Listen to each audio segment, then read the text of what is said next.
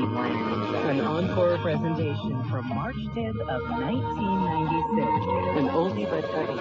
It's Art Bell with his weekly update with Linda Howe, followed by Larry Arnold on Human Combustion. Look for a new edition of Dreamland next week. And now, enjoy this encore presentation of Dreamland with Art Bell. Welcome to Dreamland, a program dedicated to an examination of areas in the human experience not easily nor neatly put in a box. Things seen at the edge of vision, awakening a part of the mind as yet not mapped, and yet things every bit as real as the air we breathe but don't see. This is Dreamland. It certainly is. Another Sunday evening in Dreamland underway. Life sometimes is funny. As you know, we have this technology called Vidian that allows the people with the software out there to call up and see me in the studio doing my program. We're demonstrating that software now. And I can tell you how to get it. But there was just somebody online just before I came on the air. And as you know, I'm smoking again. She saw me sitting here smoking. She said, "Stop that." So I held the cigarette up to the camera. She said, "No!" I took a deep drag and blew some smoke at the camera. I was watching the picture, and you could see the smoke cascading toward the camera. It was funny, and this big line of nose comes across the screen. Well, anyway, good evening, everybody. It's good to be here. Our guest tonight is going to be fascinating, and it's a program that I've been wanting to do for years, and I've never had the right person. Well, I sure do tonight. His name is Larry Arnold, and he has written an excellent book called The Mysterious Fires of Spontaneous Human Combustion. Actually, it's called Ablaze, The Mysterious Fires of Spontaneous Human Combustion, and it is fascinating. And I've got some photographs, and I want to add those who call tonight on video, and I will try and hold up a very critical photograph that we're not going to be allowed to put on the bulletin board, but we are going to publish in the newsletter.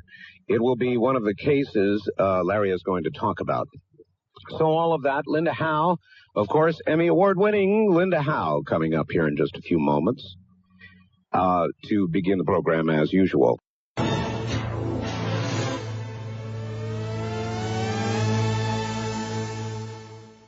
All right.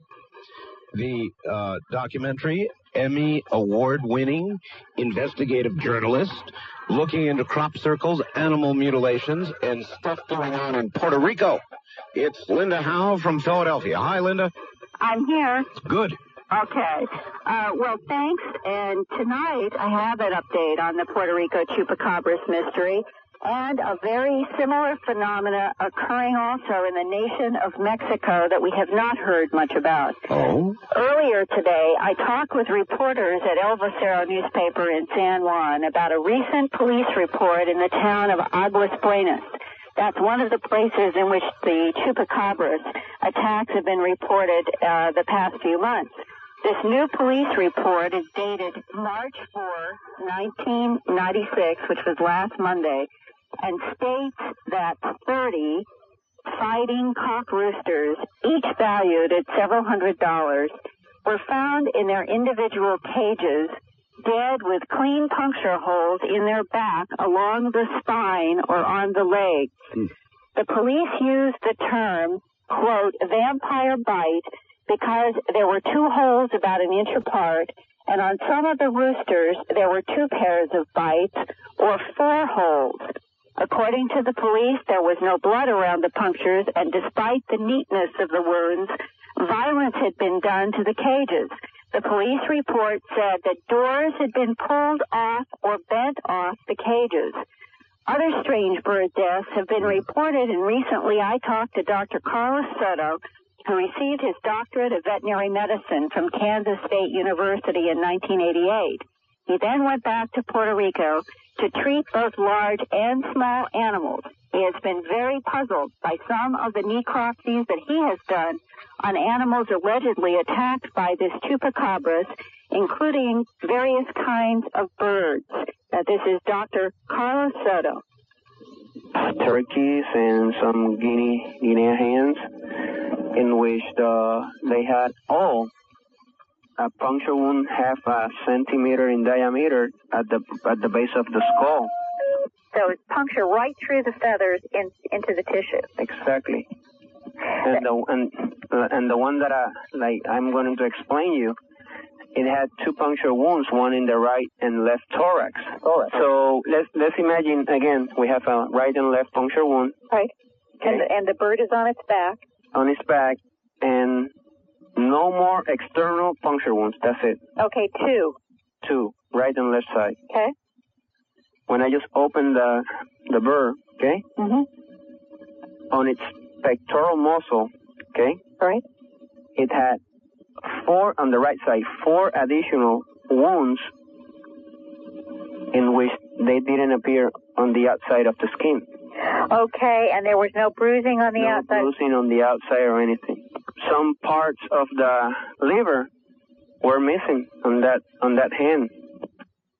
So in that animal and in others, Dr. Soto has found tissue actually extracted from inside the bodies of birds or of a goat without any excisions on the outside, as well as these puzzling four holes on the inside without four puncture holes on the outside.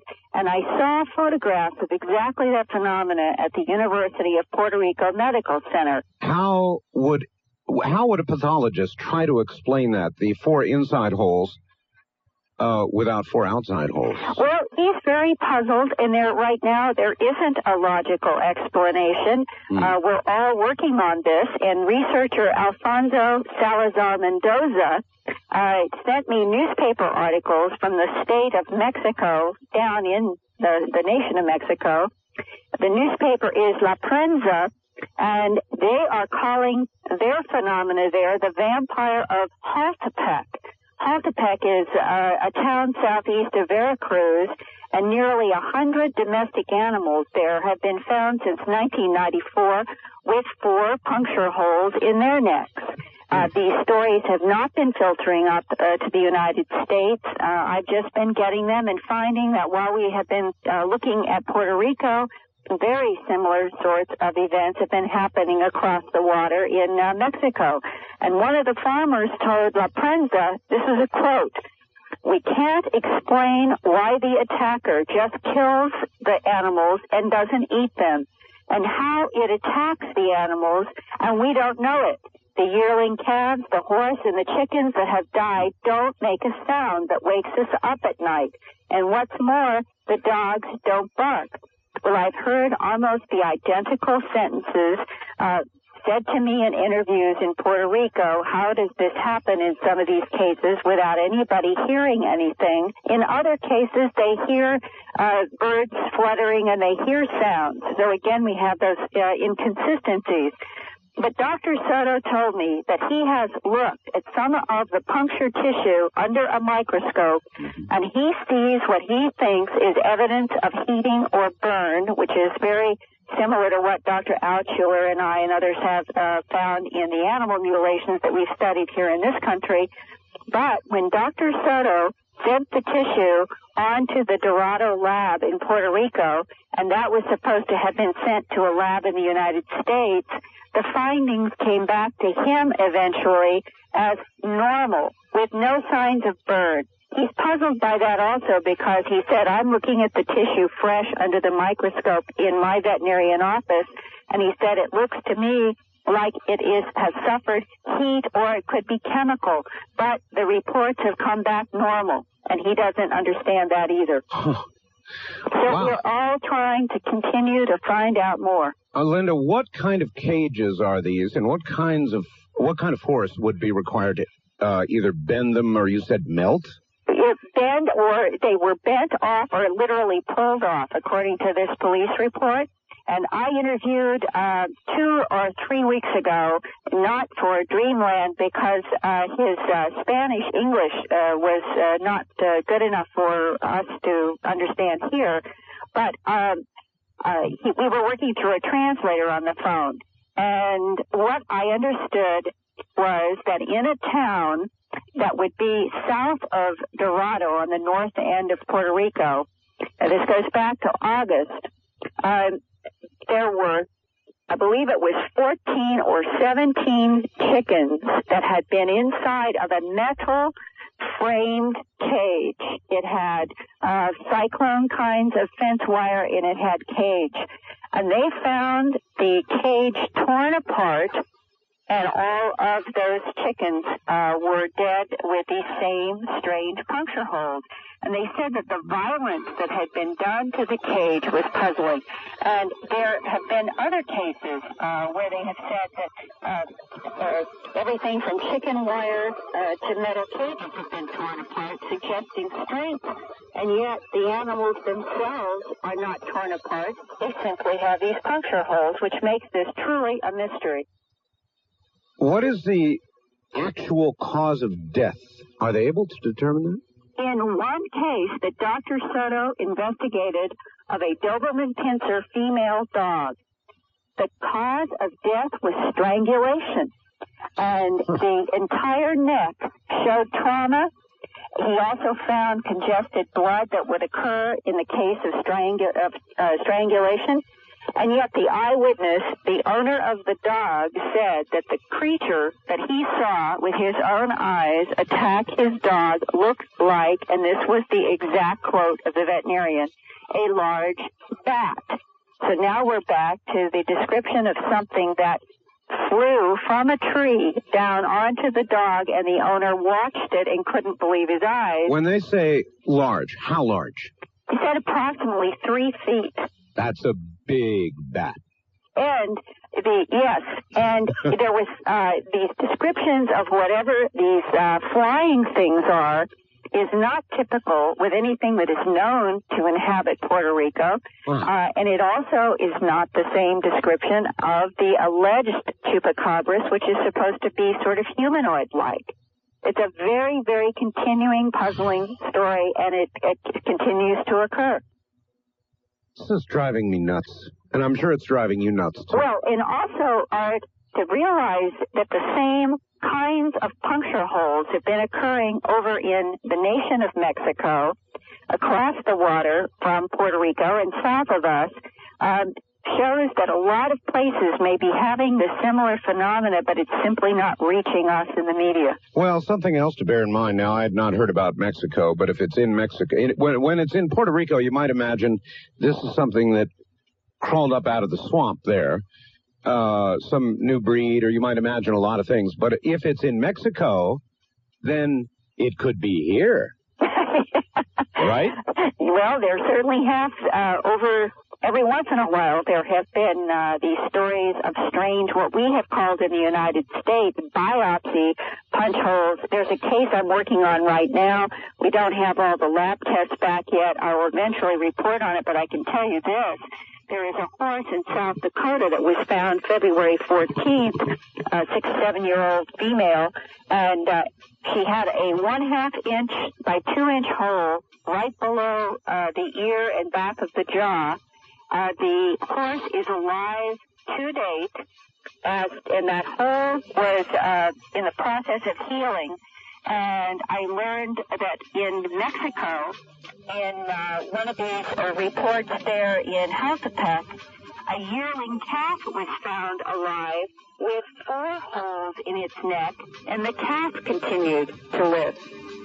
And that is even more puzzling. What is it?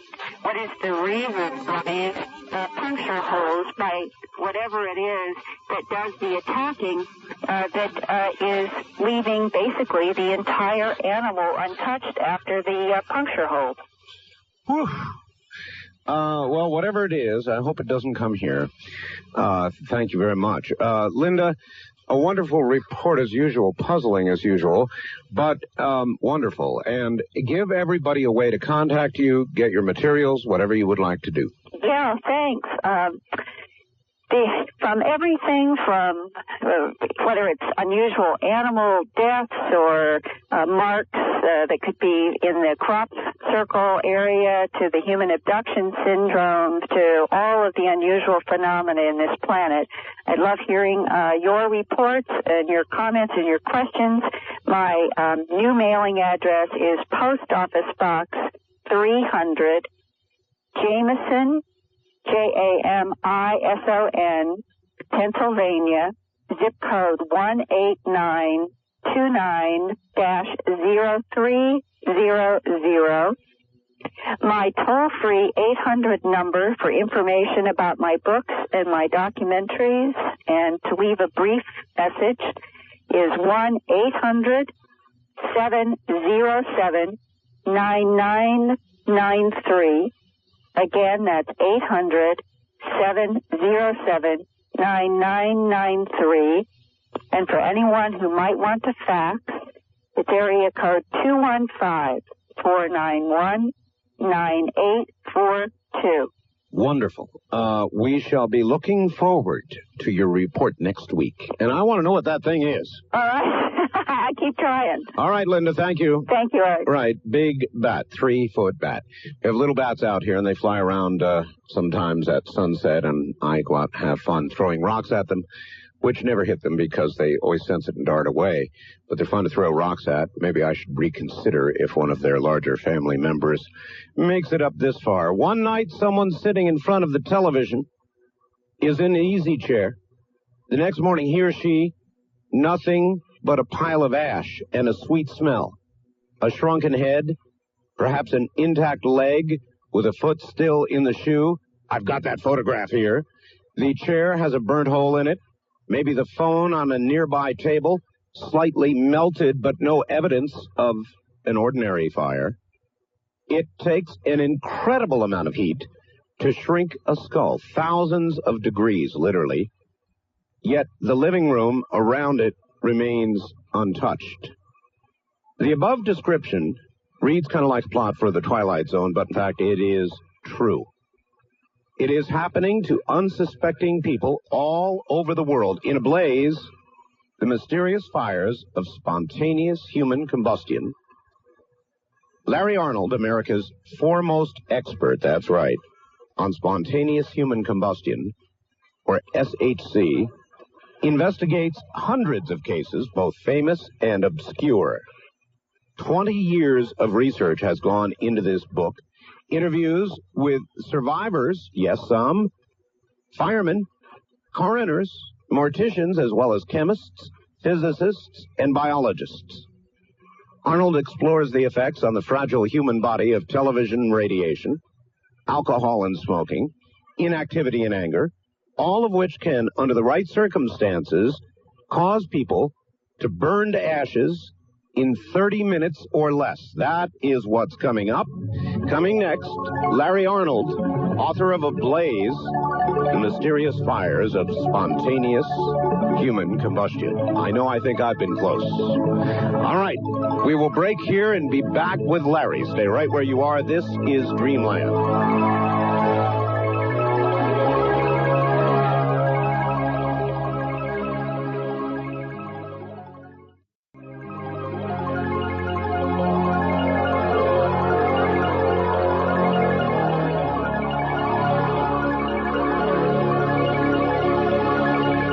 On Dreamland, an encore presentation from March 10th of 1996. It's Art Bell with his guest, Larry Arnold, on human combustion. Look for a new edition of Dreamland next week. And now, enjoy this encore presentation of Dreamland with Art Bell. Now again, here's Art Bell. Here I am, and what we're going to do is front load our commercial continuity, so we've got a good straight shot, and then Larry Arnold.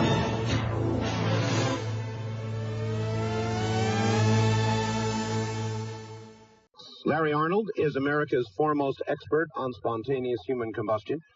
The book he's written reflects 20 years of research, contains 300 actual cases of SHC, spontaneous human combustion, ranging from the 14th century to present.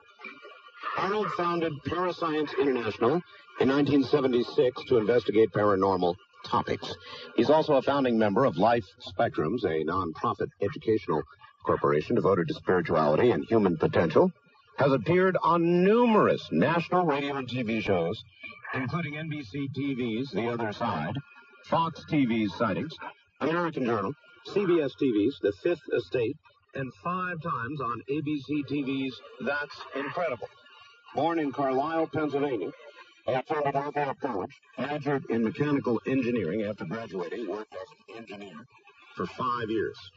Since 1976, she's been documenting and investigating paranormal activities exactly like the one we're about to talk about. And here he is from, I guess, somewhere in Pennsylvania, Larry Arnold. Larry, where are you? Hi, Art. We're calling and speaking with you and your millions of listeners from Harrisburg, Pennsylvania. Harrisburg. Very good. Well, we're sure glad to have you on the program. We're delighted to be with you all. All right. I have been for years, Larry, looking for somebody who knew something about this, and it is not exactly a widely investigated topic, is it? No, it's not, and that's one reason that it's been so easily dismissed as something that needs to be studied. Not many people have chosen to look seriously at this alleged phenomenon. Ooh, alleged? Well, the debunkers would have us say that just to be cautious and intellectually honest. Would you say that? No, we would not.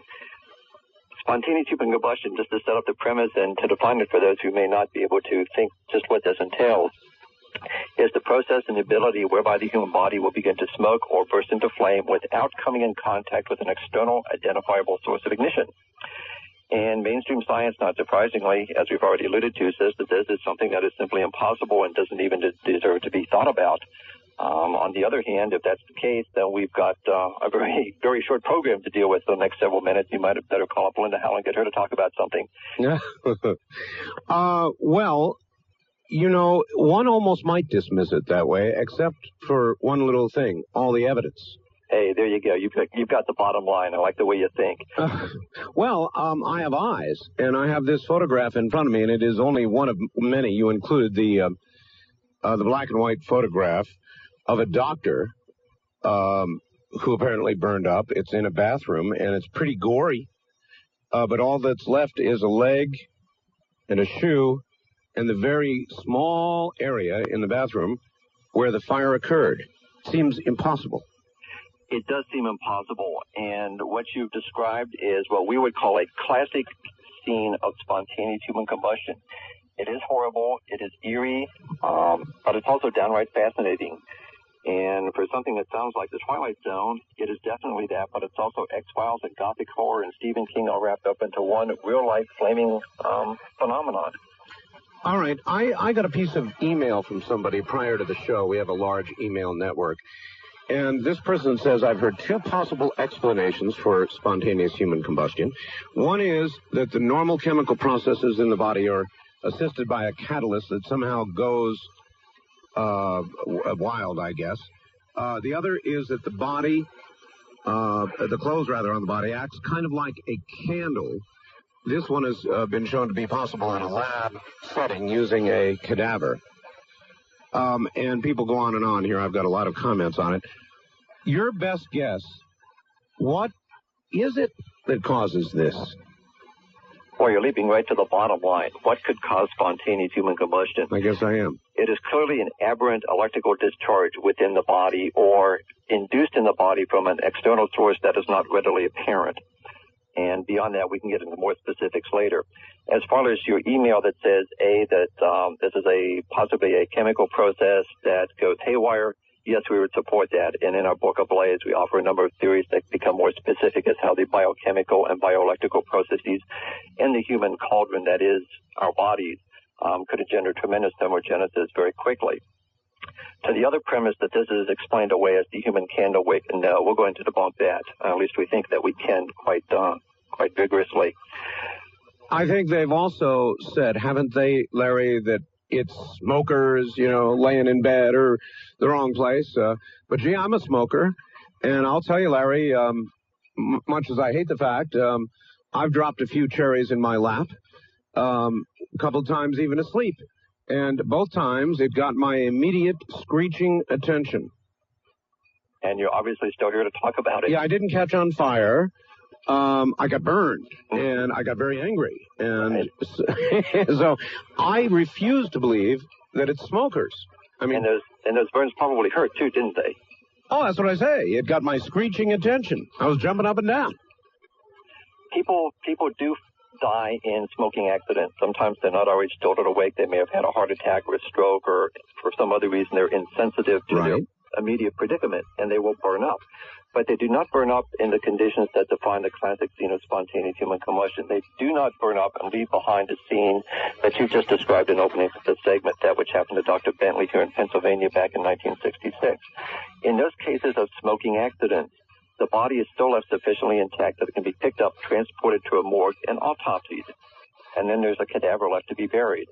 In classic spontaneous human combustion, that is not the case. The body will be reduced almost completely to a pile of dehydrated dust, leaving behind a few extremities, perhaps the lower leg, the forearms, for example, to prove to the observers at the scene that this pile of ash had once belonged to a human being. Can you kind of give us the chronology or what happened to this doctor whose photograph I've got? We'd love to do that, and that sets up a really complete understanding of this amazing phenomenon that we're going to be discussing for a bit with you folks. In 1966, Dr. John Irving Bentley was a 92-year-old retired physician living in Coudersport here in north-central Pennsylvania. Now, Dr. Bentley was beloved by the entire community. He apparently had no enemies in the world. The evening of December 4, about 9 o'clock, he was left by some friends in his home alone for the rest of the evening, apparently in good spirits and in good health. The following morning, about 9 a.m., a local meter reader named Don Gosnell entered Dr. Bentley's home to go down to the basement to read the gas meter, as was normal practice. When Mr. Gosnell was down in the basement, after he read the gas meter, he noticed in one corner of the earthen floor was a small pile of ash about 5 inches in height and 14 inches in diameter. Well, Mr. Gosnell, besides being a meter reader, was also a volunteer fireman. So that pile of ash obviously got his curiosity up, and he walked over and kicked it with his boot. There was no embers in that pile of ash. It was clearly cold. He noticed overhead, directly above this pile of ash, was a 2-by-3 foot hole in the basement ceiling. Well, he thought to himself, he told us later, that there must have been a small fire in Dr. Bentley's home that night, but it had to have been small because there was no fire alarm called in, and secondly, the fire had to be sufficiently small that it self-extinguished. Well, his curiosity was still intact, and he went back upstairs. This time he noticed that there was a wispy smoke in the corridor of the home, and there was a sweety smell pervading the atmosphere. Well, Mr. Gosnell knocked on Dr. Bentley's door and did not get an answer, stuck his head inside the apartment door, peered into the living room, and saw nothing amiss, walked into Dr. Bentley's one-room apartment, which had an adjoining bathroom, and when Mr. Gosnell peered into Dr. Bentley's bathroom, there he saw the other side of the hole that he just left in the basement. Lying next to that hole, as you've already described to your listeners, was one half of a human leg lying next to the hole intact, wearing its leather slipper. Askew atop the hole was Dr. Bentley's aluminum walker, and at this point, Mr. Gosnell told us that he realized what he had just kicked with his boot in the floor below. That was the remains of Dr. Bentley's self-cremated body. Gosnell ran from the house, white as a ghost, he told us, and yelled the understatement of the year to some of his coworkers, "Dr. Bentley's burned up." And indeed, the good doctor had, but in ways that were completely unexplained and indeed unrecognized and unappreciated by the locals back in 1966 in northern Pennsylvania. Dr. Bentley, in essence, had managed to do the impossible. He had incinerated himself more completely than a crematorium can normally do under normal operating parameters in a room that was almost completely devoid of other fire damage, save for the hole in the floor through which his body had actually burned. Next to that hole, besides his left leg, was a bathtub that had been painted with enamel paint. We were at that apartment. We were in the bathroom. We checked the paint on the bathtub. It had not even been blistered by this incredible inferno that had incinerated Dr. Bentley himself. Possible. That is quintessential spontaneous human combustion in our view, and it certainly cannot be explained so far as we've been able to ascertain in our 20 years of research by the so-called human candle wick or drop cigarette theory. All right. Look, the human body, and I can't quote the figure, but we're more liquid, blood, whatever, water, than we are anything else, aren't we? That's true. The human body is about 70 to 80% water, depending on specific composition or weight of any individual. I know my wife periodically claims greater content. But, you know, no matter whether it's 70 or 80%, it seems to me that couldn't burn. Well, that's one of the amazing paradoxes and quandaries of this phenomenon, and that's what common sense would tell you and would tell firemen initially. The human body is mostly water. And the reason that fire professionals like water so much is because it quells temperature, it lowers temperature, it puts out fire. Right. So when you have a substance that is composed of mostly water, then how in the world could it burn? with that amount of water present, surely that water would preclude ignition and combustion rather than engender it. However, in a blaze, we do explore some biochemical and bioelectrical means, and indeed look at the quantum physics of water and processes in the body that could explain how, even with that amount of water present, that the human body could still self-combust and burn itself from within. All right. I know that,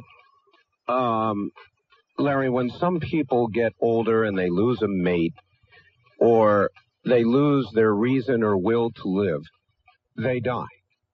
Now, what about the psychosomatic aspects of this? In other words, could it be that the individuals are either tired of living, simply want to die, and, the brain is an amazing thing. We use about 10% of it. So as I say in a promo, I don't know what makes us think we know it all. Could there be something in the brain that actually triggers a chemical process because somebody wants to go?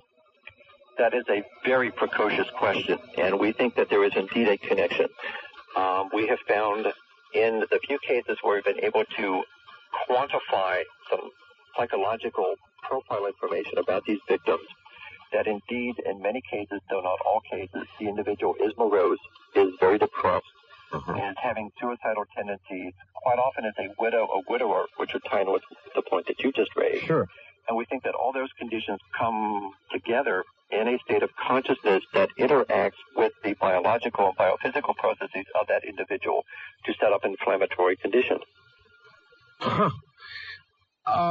In what percentage of the cases, I guess, it must take a lot of careful investigation. In other words, you hear of something like this, then you've got to begin looking not just at the scene, but at that person's life and recent influences, and you've literally got to go in almost as a forensic detective. Yes, we do. But the kinds of information that we've been looking for in an attempt to resolve the mysteries of spontaneous human combustion requires a degree of investigation and an approach to investigation that goes far beyond what normal fire science is accustomed to doing. Firemen, when they mop up a fire scene, will be looking for mostly evidence of an accelerant. Sure. And if they don't find an accelerant, something that would fuel the flames, they write it off as basically, electrical fire or careless mishap.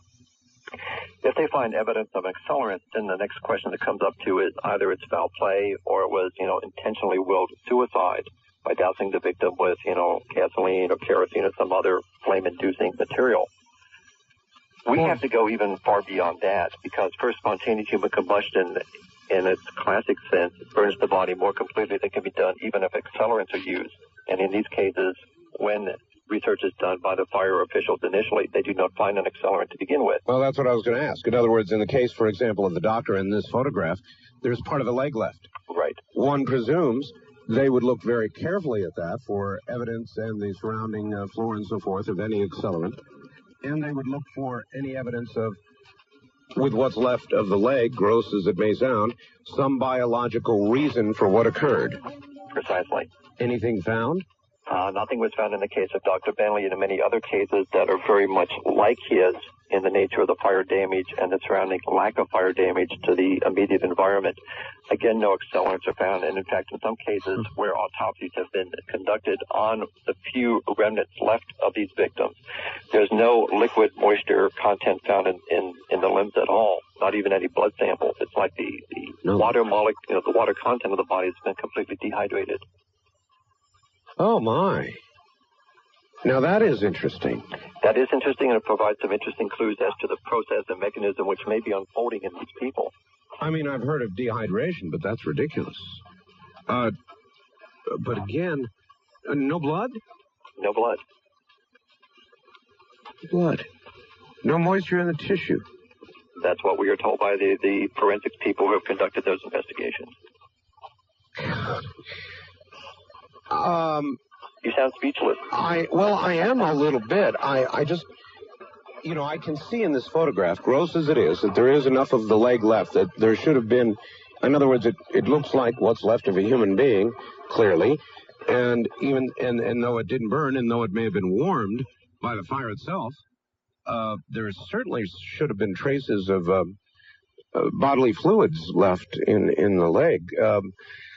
So what could do that? What in the world could do that? And, well, let me try this. How many cases that you believe to be spontaneous human combustion do you believe have occurred that have been documented by yourself or others? In a blaze, we list more than 300 cases that fit the definition of spontaneous human combustion. 300. Now, some of those may have a normal, conventional explanations. In many cases, these are old events from, 150, 200, 300 years ago. Mm-hmm. So at that time, insufficient evaluation and documentation of the fire scene was done. However, in the cases from the latter part of this century, where in some instances very detailed, thorough investigation was done at the fire scene, we come up with amazing evidence that simply falls outside the parameters and understanding of mainstream fire science and science in general. And that's where we get into the mysteries of spontaneous human combustion. This is a long-hidden medical malady that we believe has confronted mankind for several thousands of years. Well, how does science, how do medical doctors and coroners and people like that treat it in some of the more obvious cases of real spontaneous human combustion?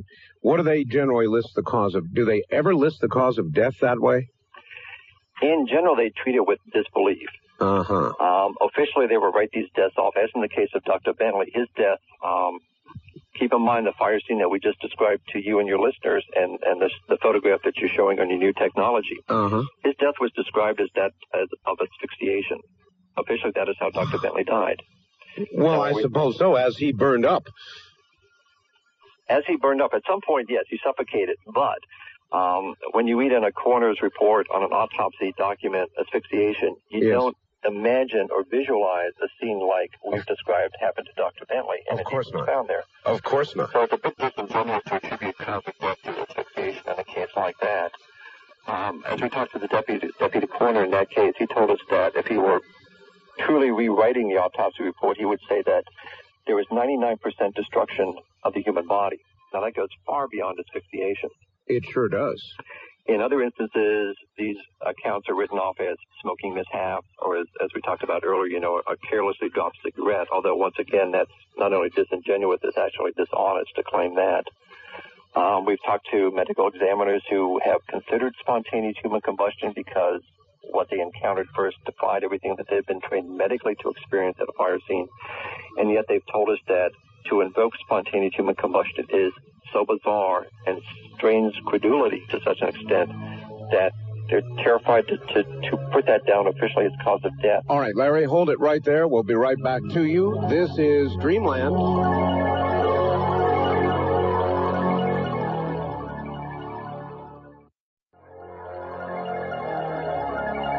And now, enjoy this encore presentation of Dreamland with Art Bell. I received this from Jamie. This is just one of gazillions that I have, but this is a practical application for it, so I thought that I would read it to you. You know, Art, it was bound to happen sooner or later. And all I can say is I'm glad I was prepared.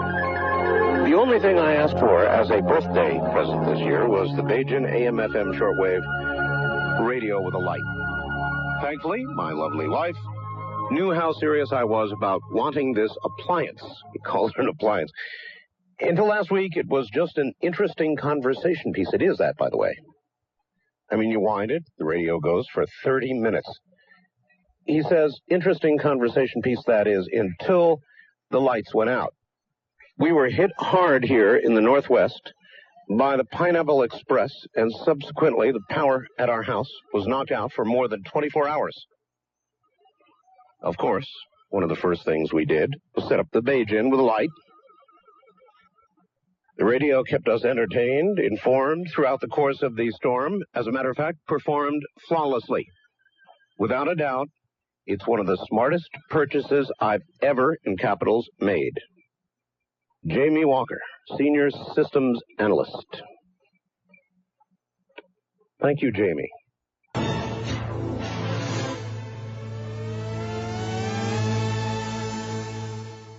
All right, getting faxes already for Larry with questions, and we'll get to those in a second. If you want to send a fax, it is area code 702-727-8499. 702-727-8499. Item 2, we are now on the internet 2 locations. So to get to them, WOAI being the latest in San Antonio, carrying real audio and carrying this program. So go to my webpage at Art Bell. Actually, it's www.artbell.com. And you can actually hear the program running live. www.artbell.com. And if you don't have the software for it, they will be able to download it to you at that location. Now, back to Larry Arnold. Larry, are you there? Yes, we are, Art. Oh, excellent. A couple of questions by fax. Art, could you ask Larry if he's heard or read of the story of the lady who died in Riverside, California last year, whose body and blood fumes made the hospital staff sick? And if he did, is there any relationship with SHC? Yes, we do know about the Hernandez case. Initially, we do not think it's a case of classic spontaneous human combustion. It is very abnormal, and to our knowledge, there is still medical problems being suffered by one of the operating room physicians. And to our knowledge, no one has yet come up with an adequate explanation. There's some interesting speculations that have been bandied about in 14 Times, for example. It doesn't fit the classic scene of spontaneous human combustion. That much we can say with reasonable confidence, but it's quite anomalous what did happen there. All right, here's a really interesting one from Hawaii.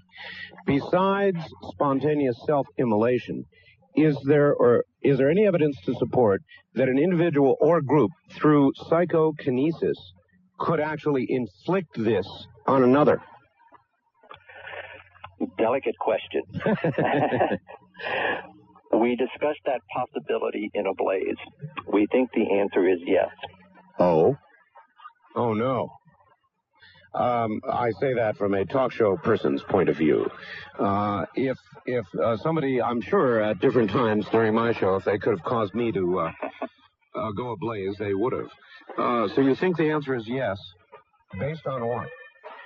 Well, based on intuition first, based on a few historical cases that suggest that was a possible situation, and based simply on the fact that the human consciousness is so diverse, so powerful, so untapped, and so ununderstood, and by most people uncontrolled, that at this point we're not wanting to put much of any limitations on what the human consciousness is capable of generating in itself, around itself, or in another.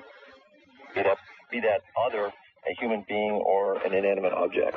Mm-hmm. We deal with a number of what we call pyropoltergeist fires in a blaze, which is not classically spontaneous human combustion in that the human body in most cases itself is not combusting at these fire scenes, but other objects surrounding usually a pubescent teenager will self-ignite under conditions that are just as bizarre and unusual as if the human body itself had burst into flame.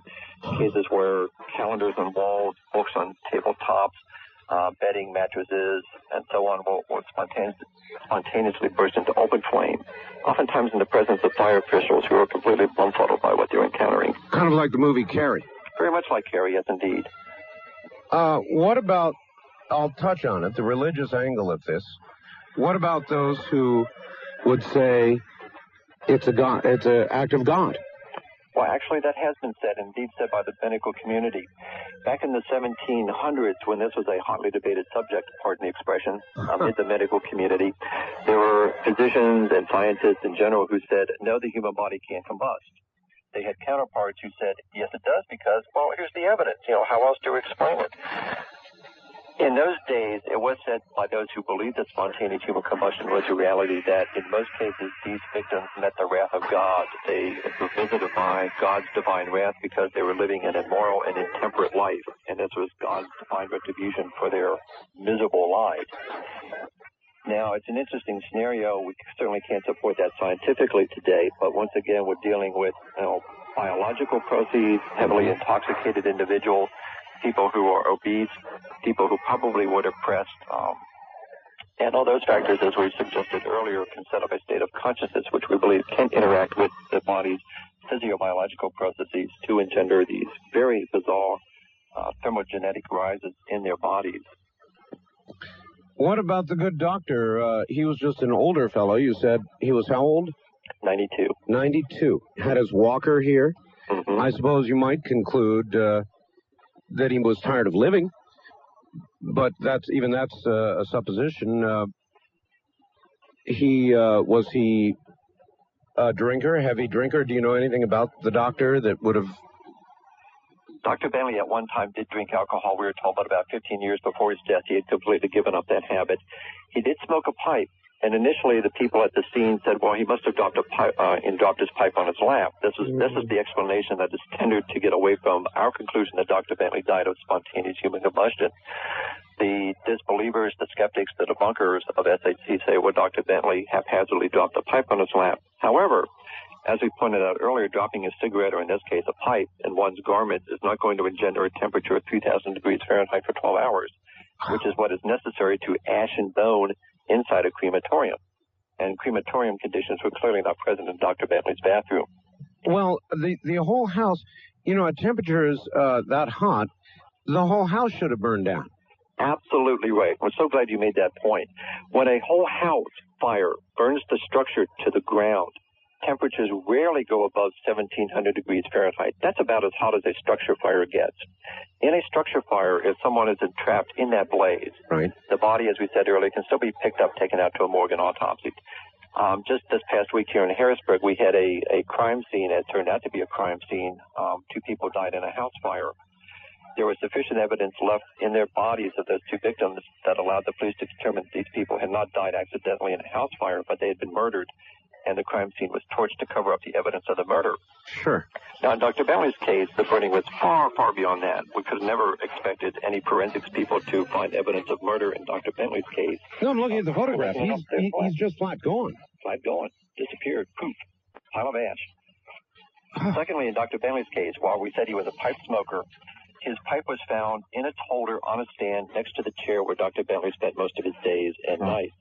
Now, if Dr. Bentley had indeed dropped a pipe into his lap and woken himself to find his garments ablaze, as you described happened to yourself, the last thing we think that Dr. Bentley would have done, being a knowledgeable physician, would have been to reach into his burning lap, pick up the pipe, put it over on its stand, then try to get up out of the chair, and with the aid of his aluminum walker, hobble the 5 minutes that it would have taken to get him into the bathroom to find a pitcher of water to douse the flame. Well, to correct you a little bit, Arnold, I've never been ablaze. Okay. I have, as most smokers will attest, occasionally dropped a cherry in my lap. You know what I mean? The end of the cigarette dropped in my lap or on my pants. I've ruined more than one good pair of pants that way.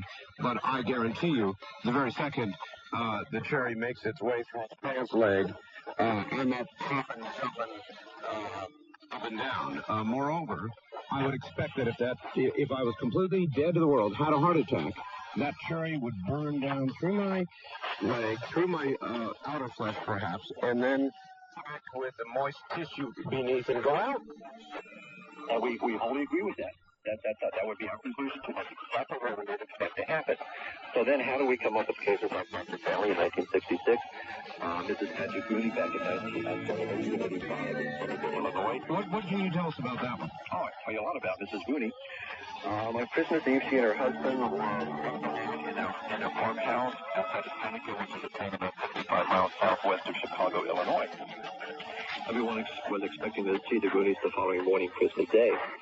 Unfortunately, they left to the world a legacy, so to speak, that sounded more like a Halloween horror than the good time jollies of Christmas morning. Both Mr. and Mrs. Rooney died in a blaze in their farmhouse during Christmas Eve night, early Christmas morning. Mr. Rooney, we believe, according to the original newspaper documents that we've been able to acquire, died by asphyxiation.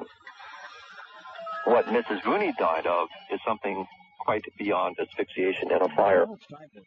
If we may quote from you, or to you and your listeners, the actual words by a Dr. Floyd Clendenin, a physician, I think they'd be instructive because just prior to the last break, you asked us how the medical community responds to these fire scenes. Sure.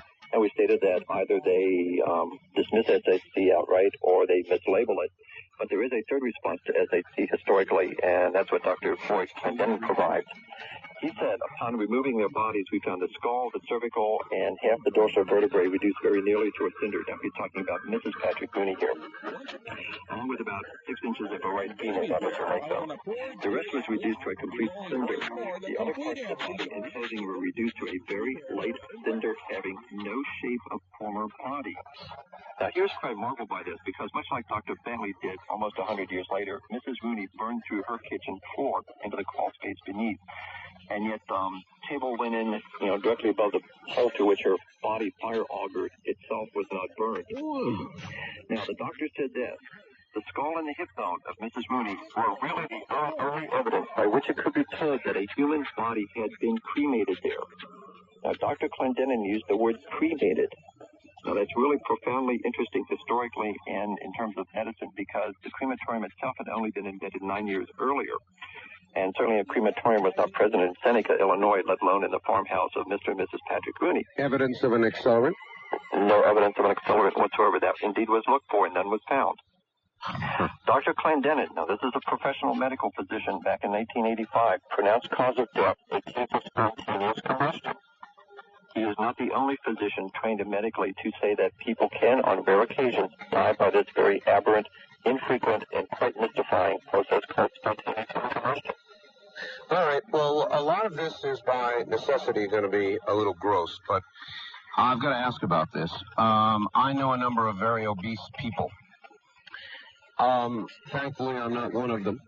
But, anybody who's ever seen a fat fire on the stove knows that fat can burn like crazy and almost unstoppable. You can't throw water on it. You've got to smother it. And so there have been a lot of people over the years when this subject has come up who've said, well, it's human fat. How much evidence is there that it might be that? Well, the evidence that has been said is copious.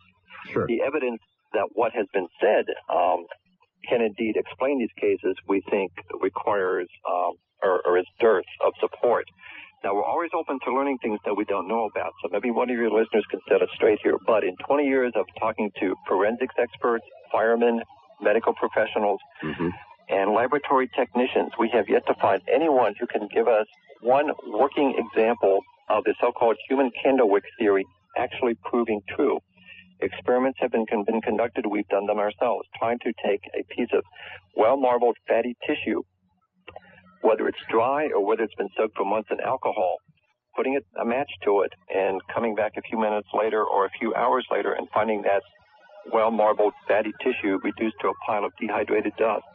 We have not been able to do that. People who grill meats on barbecue grills have never told us of walking away from the grill and coming back to find their T-bone steak, T-bone and all, reduced to a pile of dry dust on the grill.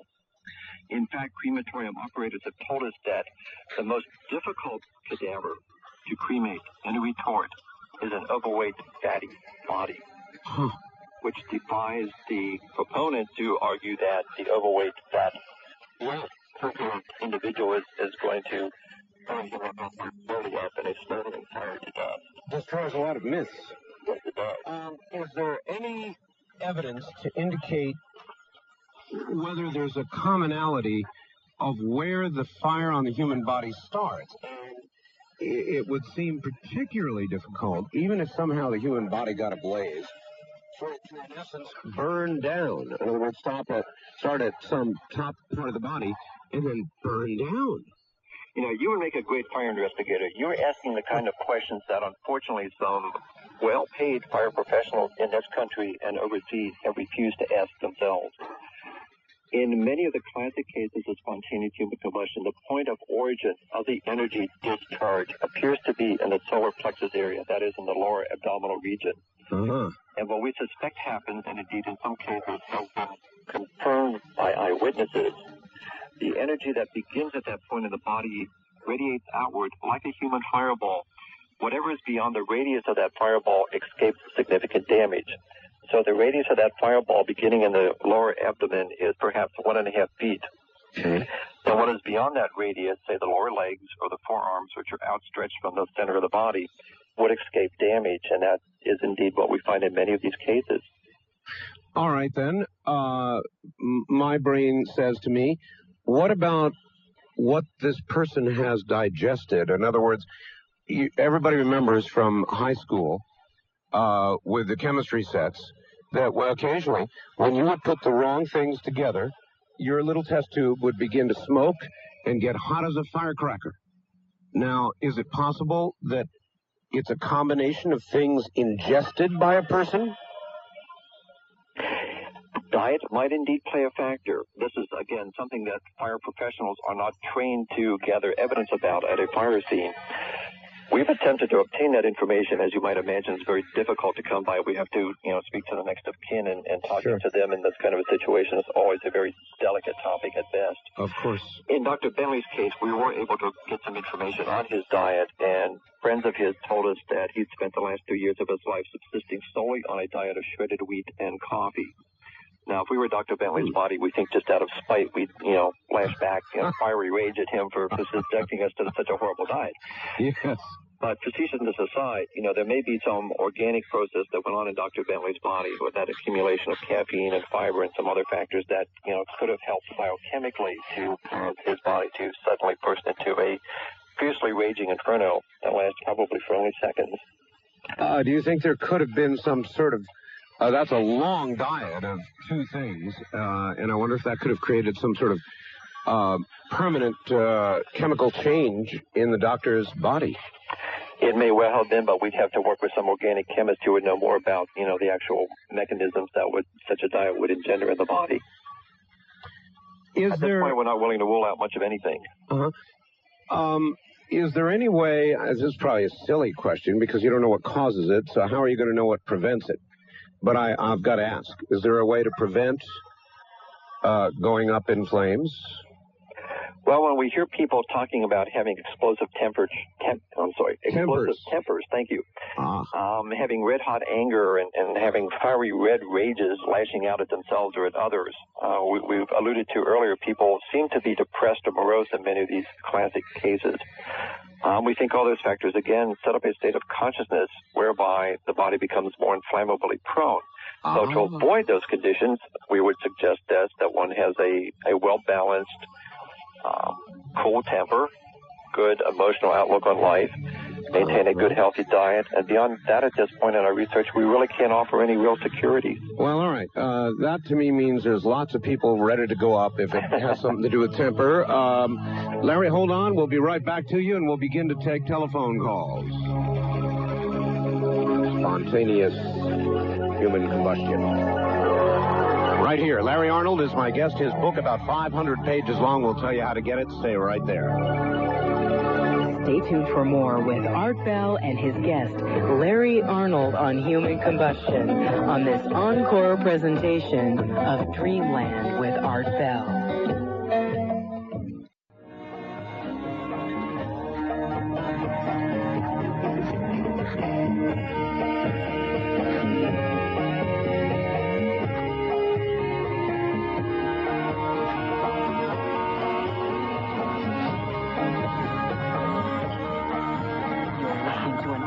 Presentation of Dreamland with Art Bell and his guest, Larry Arnold, on human combustion. Look for Art Bell to return to the airwaves live from Coast to Coast AM this Monday night, Tuesday morning. And back to the best of Art Bell.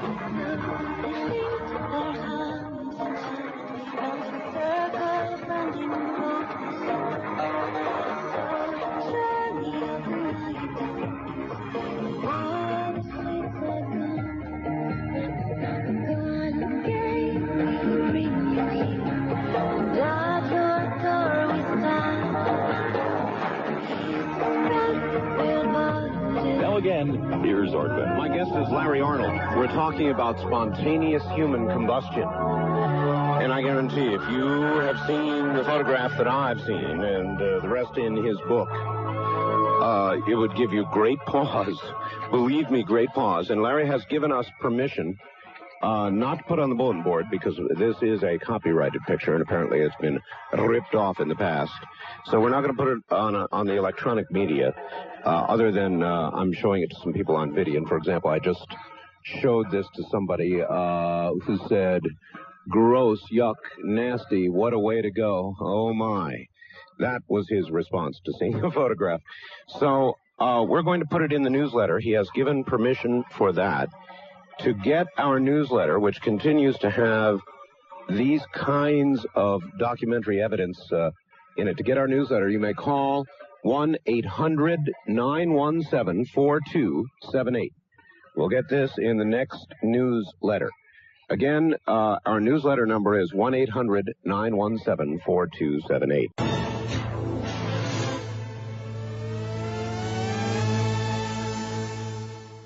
All right. I'll tell you what I'm going to do. I'm going to read facts I've got that I think Mr. Arnold will find interesting. Get to a couple of other facts questions, and then I'm going to open the phone lines. East of the Rockies, the only number not given, it is 1-800-825-5033.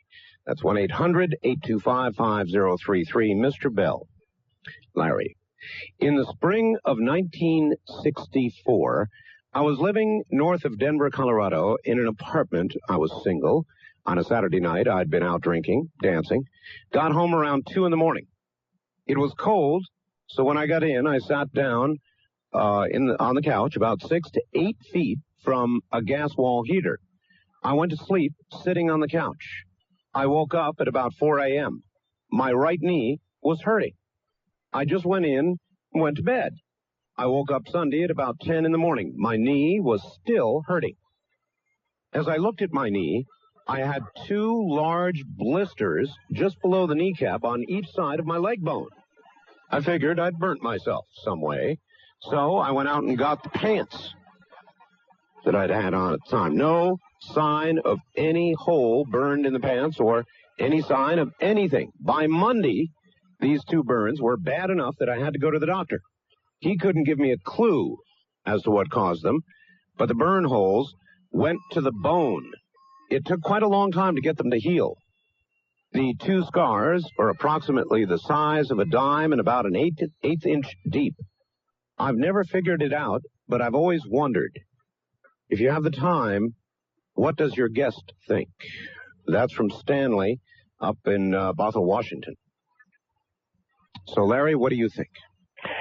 Well, we'd be conservative and initially say that we might want to consider attributing those knee burns to radiant heat from the gas heater that was about 6 to 8 feet away.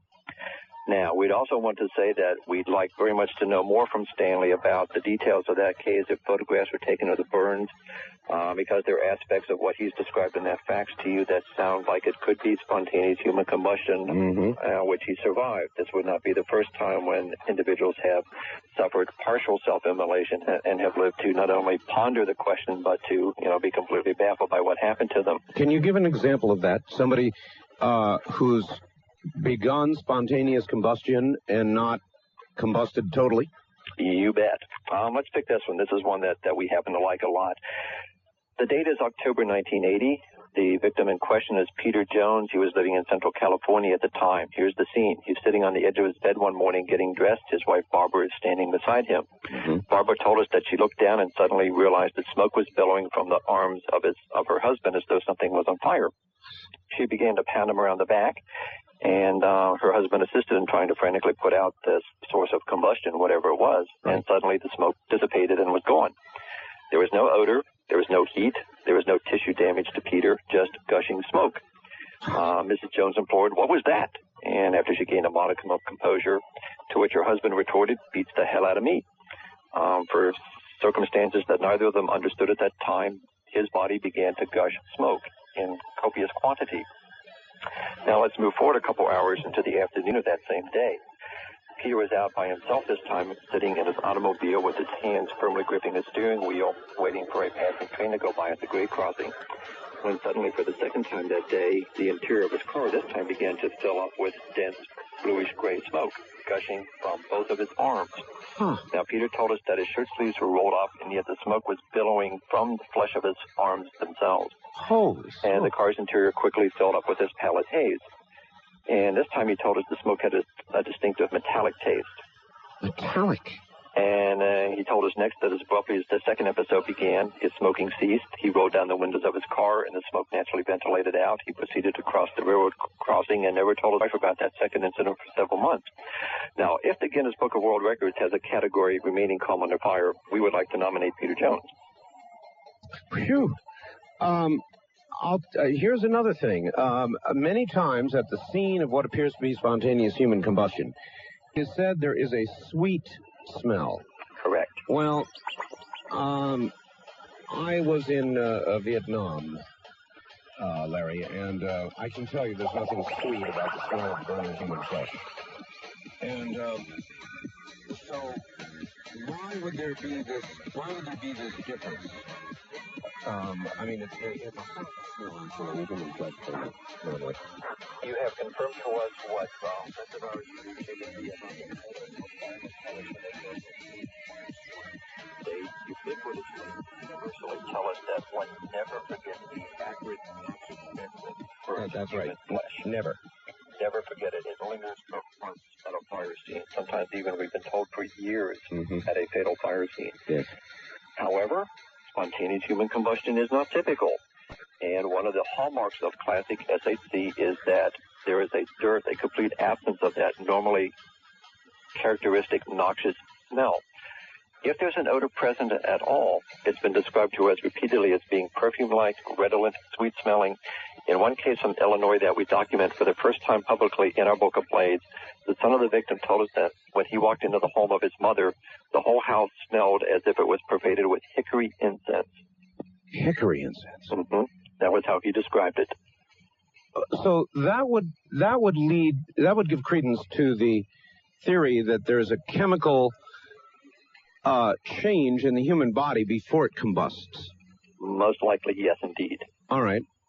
Our engineer up at the network sent me a fax here and wants to know, could it be a focused microwave frequency beam? In other words, indeed, you can be cooked alive by microwave, or that specific very narrow beam happens to be passing through the area where the person is sitting or whatever. We completely concur with your technician's theory. We have in our book cases where radar technicians have been burned by their radar equipment. The St. Paul radar units on Cape Cod in Massachusetts have been known to catch hang gliders aflame when they've flown in front of those very strong microwave transmissions. Yes. So that's a little esoteric theory, but it has historical precedent, and we certainly could not dismiss it. Well, we also speculate that the planet itself, under certain conditions at certain places, might produce naturally microwave-type radiation, so that if a person is standing at the right place but at the wrong time, their bodies could begin to burn from the inside out. Okay, Larry, when I was younger, I was a microwave engineer. I did that for a lot of years. And I used to work on towers, and I did some really stupid things in my time. And I can recall being almost at the 300-foot level on a tower on top of a mountain. And I was standing there working on a VHF antenna mounting, and I was strapped in. And all of a sudden, I noticed my leg was getting hot. And getting hot and hotter and hotter. And I looked down, and I was standing right in front of a microwave dish. So microwave definitely cooks the human body. There's no question about it. But in terms of causing it to go ablaze, and then once again, we get back to this problem of the amount of water present in the human body. I can understand that I could begin to microwave my leg, and if I stood there long enough, literally cook it. But ablaze and to consume the rest of my body, it doesn't track. Well, something has to generate enough heat energy in the body that is the equivalent of 34 million calories. That's how much heat would be necessary to cremate a normal human being, say, weighing 160, 170 pounds. 34 million calories of heat energy is released in a Jesus spontaneous human combustion classic case. Now, how can that be generated? Where could the source of that energy come from? We devoted a third chapter in a place to looking at the physics and indeed the quantum physics of spontaneous human combustion. And we do come up mathematically with a source of that kind of energy that could trigger 34 million calories heat release almost instantaneously in the body. We're getting down into the subatomic physics of the human body now. But the mathematics say that this can happen. There is also a new science called new chemistry that is finding ways by which organically temperatures of 7,000 degrees Fahrenheit can be generated instantaneously at the nano level of the human body. All right. Art, please ask Mr. Arnold. This is, look, folks, this is a little gross, so if you want to tune out, tune out. But these are legitimate questions. Please ask Mr. Arnold if he can provide information about a related destructive phenomena, spontaneously exploding heads. I believe there was a case reported about a half year ago of a chess player whose head actually did explode while in deep concentration during a game. All over the spectators. What a mess. Bill in Monroe, Washington. Well, we've heard, I believe, of what Bill's referring to. That was a report that was carried by the tabloid Weekly World News. And as such, we give that report very little credence. The Weekly World News is one of the reasons that most people think spontaneous combustion is nothing more than a tabloid myth.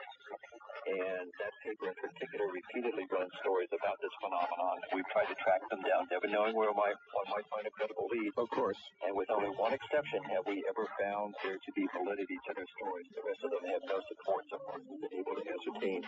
And the reason that we needed one story and credibility was because we had already investigated the case. Ironically, what they wrote was absolutely with regard to? That regarded a case in upstate New York in 1986. A retired fireman named George Arnold, who could devote an entire chapter in a place to his amazing internal incineration. All right, let's get your book is very impressive, Larry. It's almost 500 pages long. It's well documented. It's got a lot of photographs in it to prove what you're saying. Where do people get your book? Our publisher would love you for asking that question. I'm sure. There are two ways. One, they can go to the local bookstore and either purchase it off the shelf or insist that it be ordered. The Business is indeed one of the hottest books of 1996. Or, as a favor to your millions of listeners, we'll be glad to send the book out directly to them from our offices here in Harrisburg, Pennsylvania. Oh, really? The price of the book at either location is $24.95. It is hardcover, it has line art, photographs, as you said. It's in excess of 500 pages, actually, when you count the front matter. All right. If the listener is in Pennsylvania, you're going to have to add a $1.50 sales tax. For you United States listeners, we will pick up the shipping. I'm going to ask you a question, Larry. I'm an author, too, as well as an author. I wrote a book. And I know that autographs are really, really valuable commodities. Would you be willing to autograph copies for people? Just sign your name? Absolutely. You would? Absolutely. If they order from you directly? If they order from us directly and they make that request that it be personally inscribed to whatever name they want in the front of the book, we would do that. No charge. Oh, really? All right, then look out, because here it comes. All right, how do they order? What's the number? The address to order by mail is 1025 Miller Lane, Harrisburg, PA, 17110-2899. Make your check or money order payable to PSI, and the amount again is $24.95. If you're ordering from Pennsylvania, add another $1.50 for the sales tax here in PA. For overseas or out of the United States orders, write to that address. We'll send you a mailing form with all the necessary details, and we'll post it out to you immediately after getting the payment and return mail. All right. Is there a 800 number? Unfortunately, at this point, no, there's not an 800 number. All right, then give the address again, if you would, please. 1025 Miller Lane, Harrisburg, PA. Right.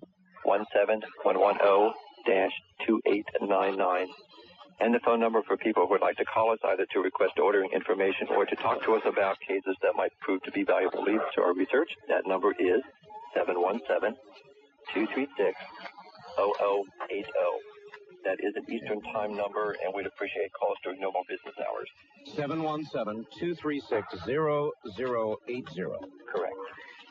All right. I've got an awful lot of faxes here. About 15 years ago, my husband was preparing a salad in the kitchen when his back spontaneously caught on fire. Everybody panicked, but it went out by itself as quickly as it began. His shirt was not burned or scorched in any way, nor was his skin. There was no fire nearby. Don't know if this qualifies as spontaneous human combustion, but it sure was strange. Well, our first response is it certainly does sound strange, and it certainly does sound like many of the cases of spontaneous human combustion that we have already documented historically in our book of Blaze. We would very, very much like to hear from this woman. Specifically in 1905 over in England in Lincolnshire area, there is a servant girl who was sweeping out the broom. Using a broom to sweep out the barn. There we go. Right. The homesteader walked in and discovered that his maidservant had her back aflame. Until that point, she was oblivious to her predicament. Only when he started yelling at her that she was afire did she realize that indeed her back, as this lady wrote in to you, her back was aflame. So in many of these cases, this is a painless phenomenon. To the person who responded earlier who said that this is pretty gruesome stuff and what a way to go, well, yes, it is indeed what a way to go. It can be instantaneous or nearly instantaneous, unlike most forms of death.